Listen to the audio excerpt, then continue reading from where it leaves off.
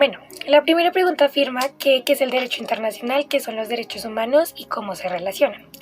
Para responder esta pregunta, primero necesitamos el significado de estos dos conceptos, lo cual lo haremos con la definición de diferentes autores que pues le dieron a esto. Con el primero que vamos a comenzar es con Niken, que en el 2013 le dio la definición de los derechos humanos como algo universal, que cada ser humano tiene desde que nace y llega al mundo. No importa nuestra etnia, nuestra raza, nuestro género, nuestra opinión, nada de discriminación. El Estado debe tener la obligación de garantizarnos cualquier tipo de derecho, ya sea a la vida, a la alimentación, a una vivienda, entre otros más. La definición sobre los derechos humanos es claramente de las Naciones Unidas en su artículo del 2016, en donde afirma que los derechos humanos son esenciales para cada individuo. De igual forma, dicen que es una manera de relacionarse entre ellos mismos y una forma de poder, en donde el Estado interviene.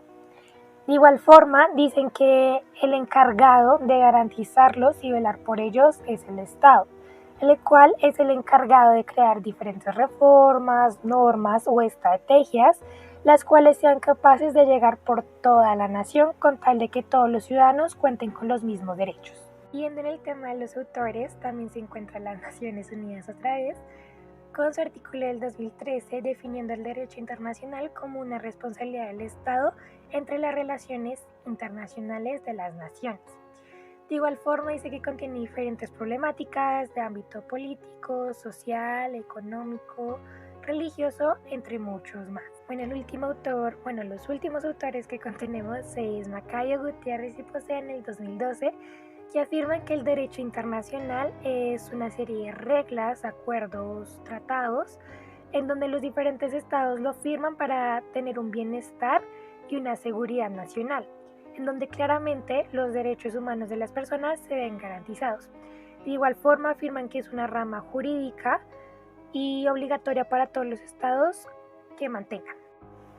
Bueno, ya teniendo los autores dando las definiciones y entendiendo mejor el concepto de derecho internacional y derechos humanos, se establece la relación de que el derecho internacional ayuda al gobierno a establecer ciertas decisiones o abstenerse de tomar ciertas decisiones con el fin de promover los derechos humanos y las libertades de diferentes grupos sociales.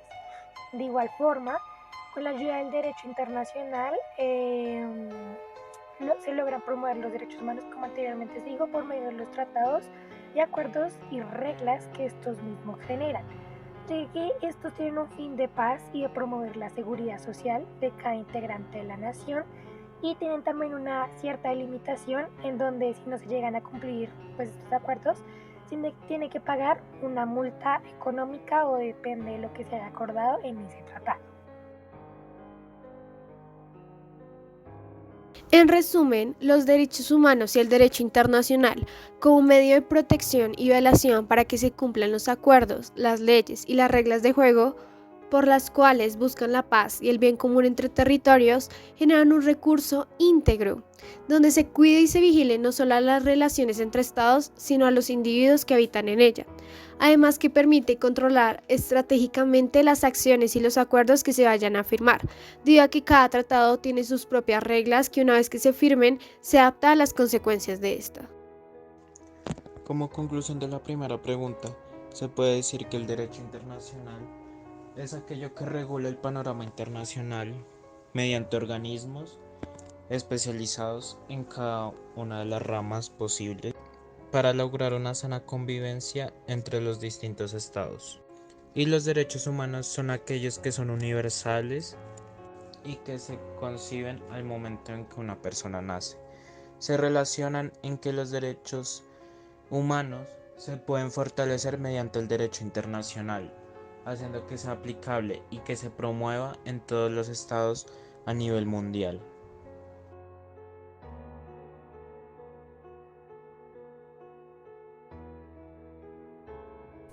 Para entender de forma asertiva la pregunta anteriormente planteada, en primer lugar se deberán definir individualmente los conceptos que en esta se abarcan, los cuales son derecho internacional y derecho doméstico. Después de eso, por consiguiente, se podrá establecer una relación existente entre el derecho internacional y el derecho doméstico. Antes que nada, se tiene que saber que el derecho internacional y el derecho doméstico son dos conceptos de normas diferentes, pero que en ocasiones tratan de regular un mismo objetivo. En primer lugar, hablaremos de derecho internacional.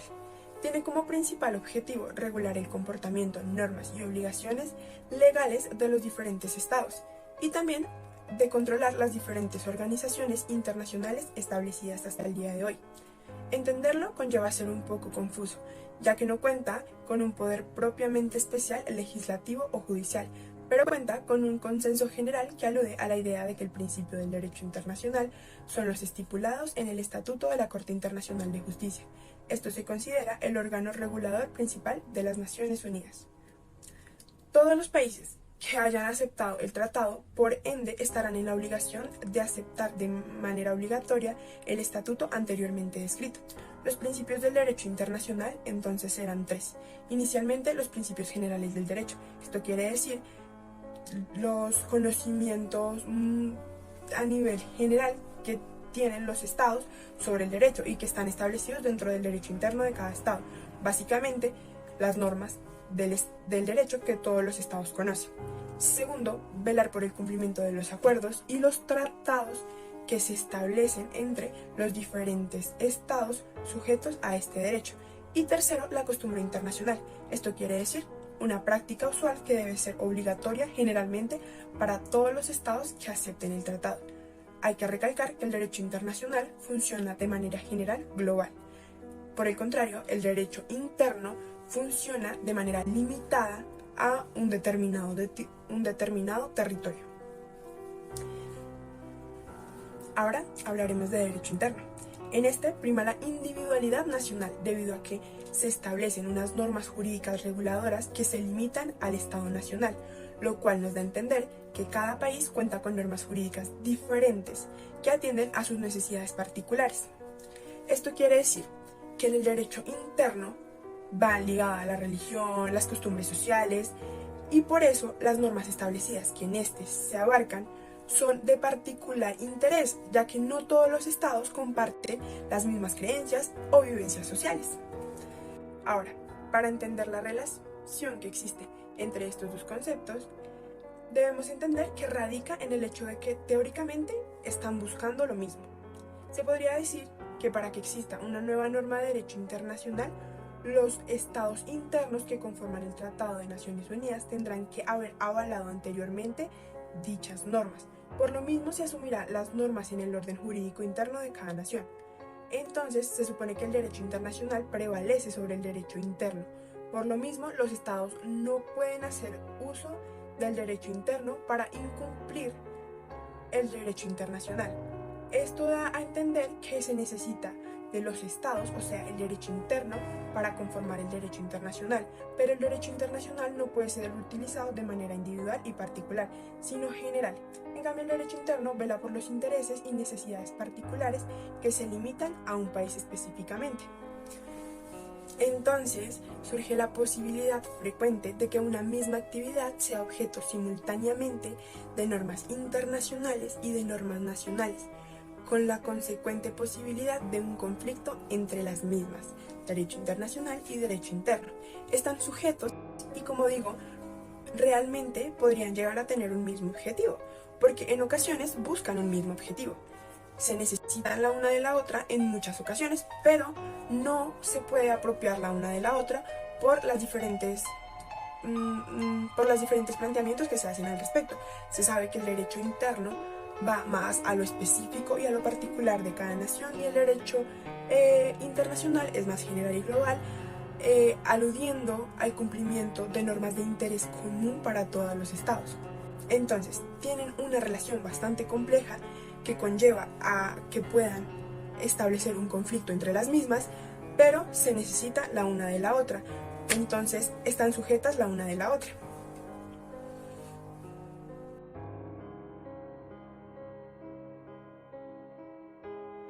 Primeramente, sobre la pregunta 2, se puede llegar a concluir que la relación entre el derecho internacional y derecho interno se puede llegar a complementar en diferentes aspectos económicos, políticos y sociales.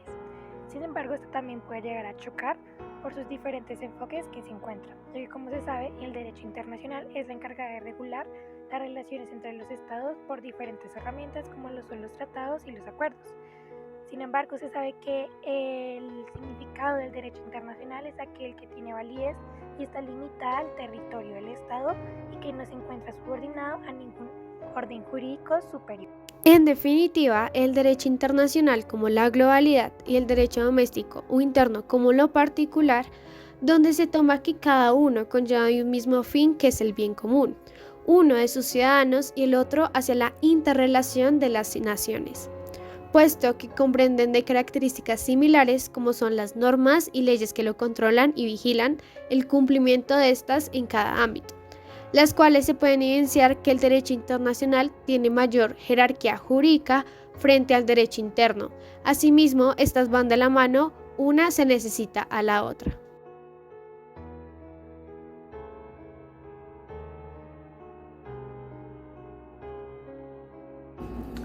¿Qué se entiende por fragmentación del derecho internacional y cuál es su importancia? Para comprender esta pregunta necesitamos entender qué es fragmentación y derecho internacional. Según la Real Academia Española, fragmentación es la acción de fragmentar, que deriva del fragmento, que es el rompimiento, extracción, conservación y división de un trozo o pedazo de una cosa.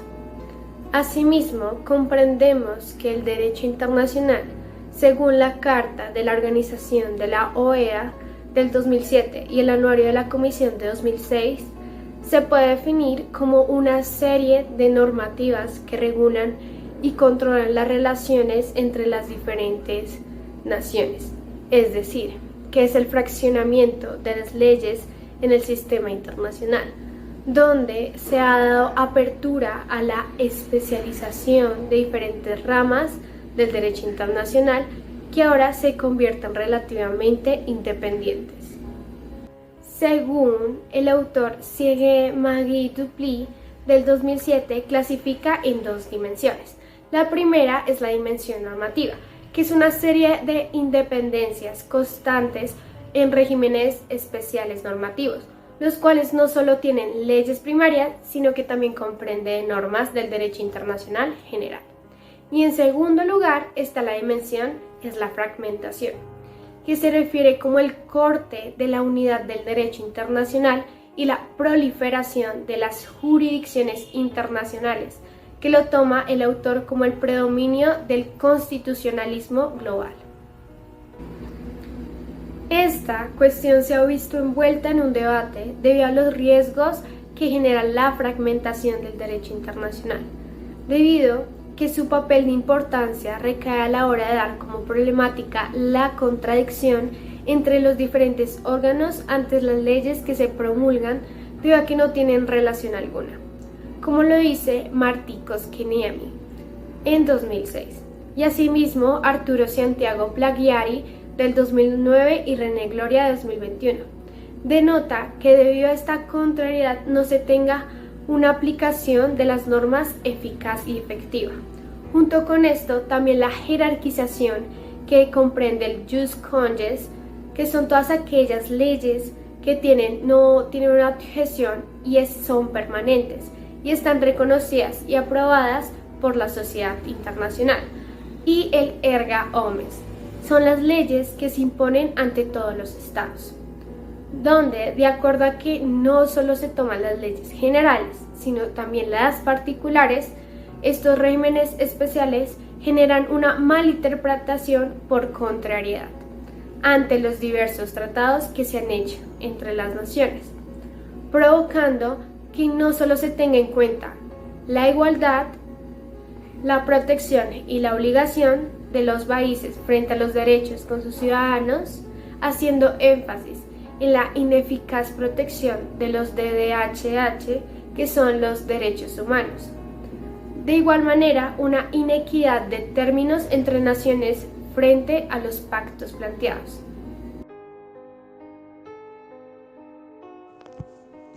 Como conclusión de la tercera pregunta, la fragmentación del derecho internacional hace referencia a la diversificación del derecho internacional mediante varias instituciones y regímenes normativos que pueden gozar de alto nivel de autonomía.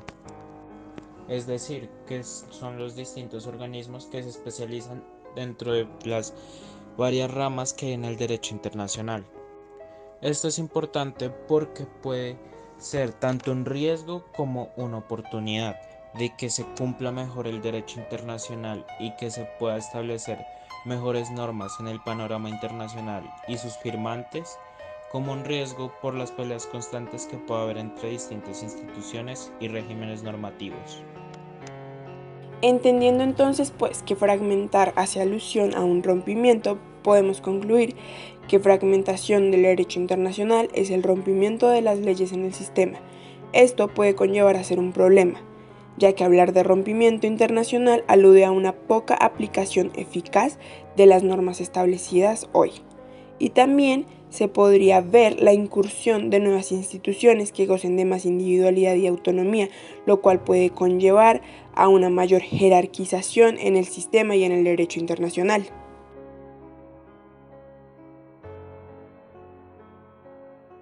Para responder esta pregunta, toca ponernos un poco en contexto.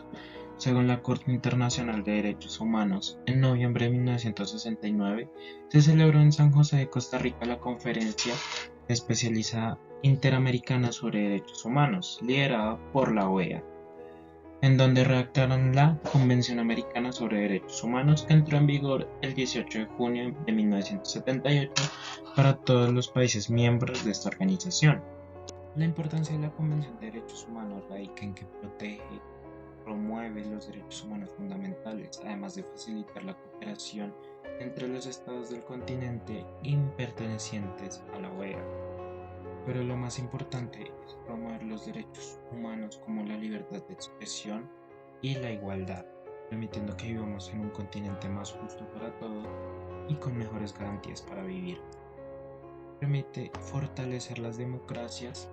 También se permite que las poblaciones no se vean vulneradas por cosas brutales que vulneren sus derechos, ya que tal como lo dice la Corte Internacional de Derechos Humanos, los derechos humanos se hacen precisamente para garantizar la dignidad de todos, precisamente por la manera en que rige nuestro comportamiento social.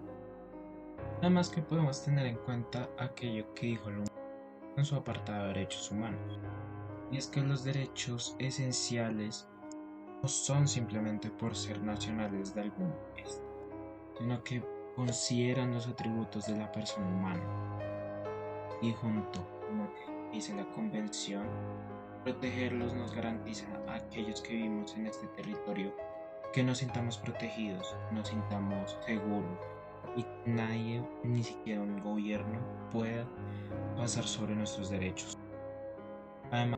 Además, finalizando con aquello que dijo la Cancillería en su apartado de Política Internacional de Colombia, es que la vida democrática en los países latinoamericanos han hecho que los derechos sociales y culturales sean objeto de las políticas y la política del Estado en sí, además de considerar la inversión social, permitiendo el respeto a toda la población, especialmente en el apartado pluriétnico que nos caracteriza no solo como país, sino como.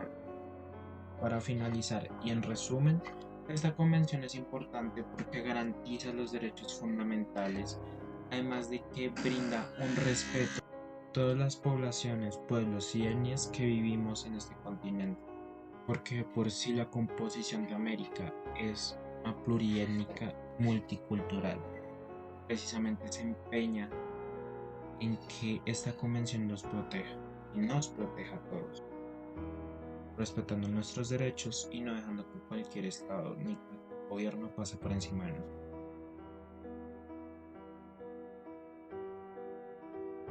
Respecto a la pregunta 4, se puede llegar a concluir que la importancia de la Convención de los Derechos Humanos en América Latina, como dijo mi compañero, es muy importante, ya que esta es la encargada de garantizar los derechos de cada individuo en el territorio en que se encuentren.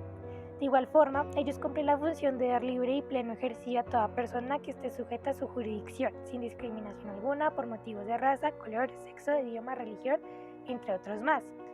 Finalmente se sabe que los países que participan en estas son Argentina, Brasil, Bolivia, Chile, Colombia, Costa Rica, República Dominicana, Ecuador, entre otros más. Con lo dicho anteriormente por mi compañero, podemos concluir que con la creación de la Convención de Derechos Humanos el 18 de junio de 1788 se dio pie a la protección y preservación de nuestros derechos fundamentales, garantizando de antemano nuestra dignidad y haciendo que ningún ente pueda sobrepasar con nuestros derechos fundamentales. No puede haber un gobierno, absolutamente nada, que pueda limitar o denegar nuestros derechos primordiales.